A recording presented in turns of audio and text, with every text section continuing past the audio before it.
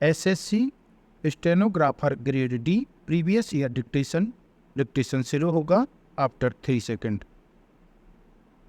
शुरू। अध्यक्ष महोदय, सर्वप्रथम मैं अन्य बातों के बारे में यहाँ बात करना चाहता हूँ जो सदन में उठाई गई हैं और जिनका अभी तक हमें मंत्री जी से कोई उत्तर नहीं मिला है। जहाँ तक यातायात का सवाल है, वाहनों के द्वारा ही हमारी तरक्की हो सकती है और वाहनों के द्वारा ही हम प्रगति कर सकते हैं। लेकिन उसकी यह सरकार जितनी उपेक्षा कर रही है उतनी शायद दूसरे कामों की नहीं कर रही है। मैं पहले यह स्पष्ट कर दूं कि हमारा दृष्टिकोण प्रशंसा करने का नहीं होता, हमारा दृष्टिकोण आलोचना का होता है। जो अवगुण है उन्हें बताने की कोशिश करूँगा, जो गुण है उन्हें तो स्वयं दूसरे दल के लोग बता ही देंगे। पैराचेंज। जहाँ तक यातायात का सवाल है, रेल डिब्बों के संबंध में भी इस सदन में और बाहर भी बार बार इस चीज़ की मांग की गई है कि इस बारे में कुछ किया जाए, क्योंकि आपके पास जितने डिब्बे हैं उतनी उनकी भी आपूर्ति आप बार बार नहीं कर पा रहे हैं। उदाहरण के लिए सरकार को यह मालूम है कि अनाज 2 महीने मई और जून में आता है। इसी समय वह किसानों के पास से मंडियों में आता है और जब वर्षा शुरू होगी तब वैगन दिए जाते हैं। एक तरफ तो आप बड़े गर्व के से कहते हैं कि किसानों को सरकार की तरफ से हम सुविधाएं दे रहे हैं और दूसरी तरफ उनके अधिकारों पर आप हमला कर रहे हैं। जब फसल आएगी और बैगन नहीं मिलेंगे तो क्या होगा? उसका परिणाम यह होगा कि बाजार में अनाज तो आएगा लेकिन खरीदने वाले नहीं होंगे, क्योंकि उनके पास पैसा नहीं होगा। एक तरफ तो भ्रष्टाचार के कारण बैंक वाले कोई पैसा नहीं देते हैं और दूसरी तरफ जब वैगन नहीं होंगे तो माल बाहर नहीं आएगा और किसान का अनाज नहीं बिक सकेगा। जब किसानों के पास आमदनी का जरिया होता है तब आप यातायात का इंतजाम नहीं करते हैं, जिससे उनका बहुत नुकसान होता है। महोदय, आपके विभाग का यह हाल है कि जहां एक जगह उसका एक भाग केंद्र सरकार के अधीन है तो दूसरी जगह कोई भाग राज्य सरकार के अधीन होता है।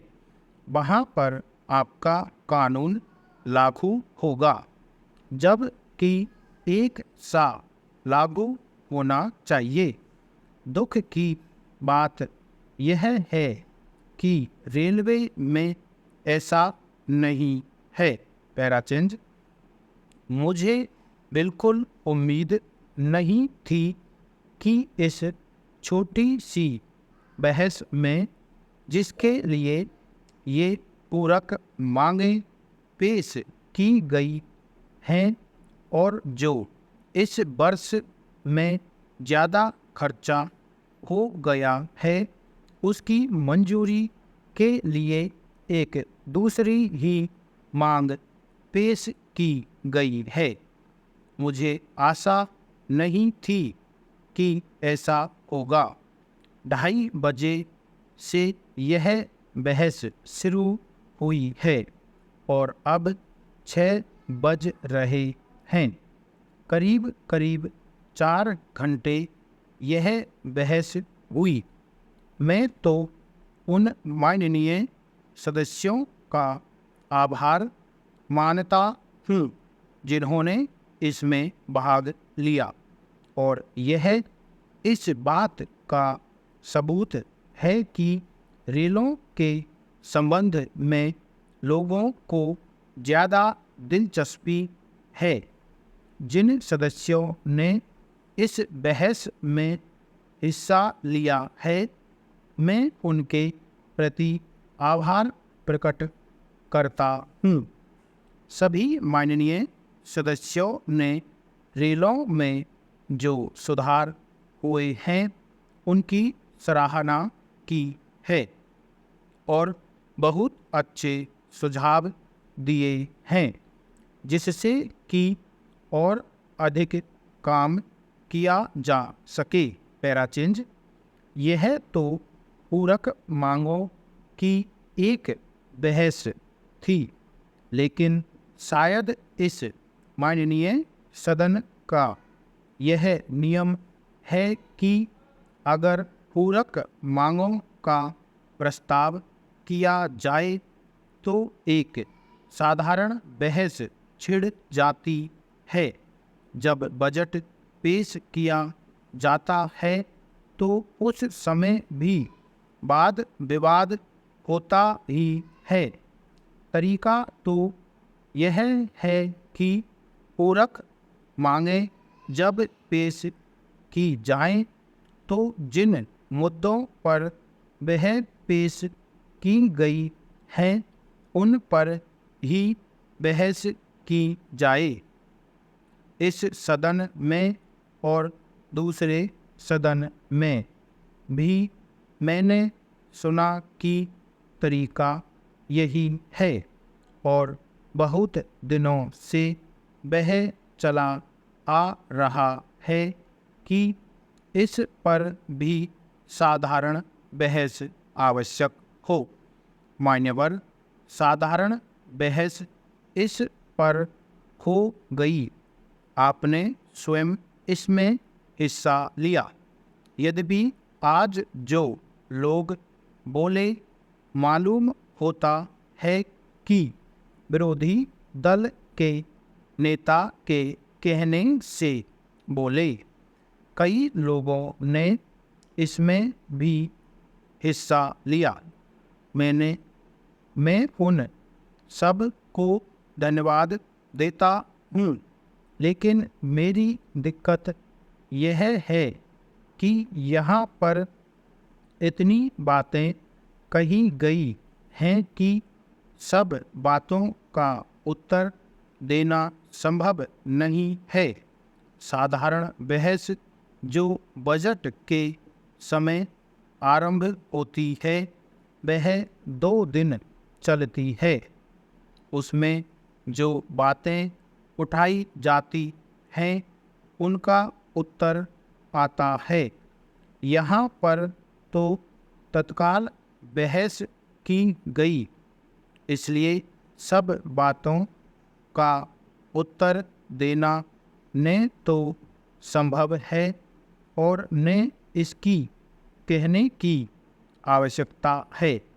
बहुत सी बातों के बारे में तो साधारण बजट पर बहस का उत्तर देते समय सदन में विस्तार से चर्चा भी हो चुकी है। स्टॉप। दोस्तों, इस डिक्टेशन का PDF आपको टेलीग्राम चैनल पर मिल जाएगा, जिसकी लिंक इस वीडियो के डिस्क्रिप्शन में दी हुई है। अगर वीडियो पसंद आए तो लाइक करें, चैनल को सब्सक्राइब कर सकते हैं। Thank you.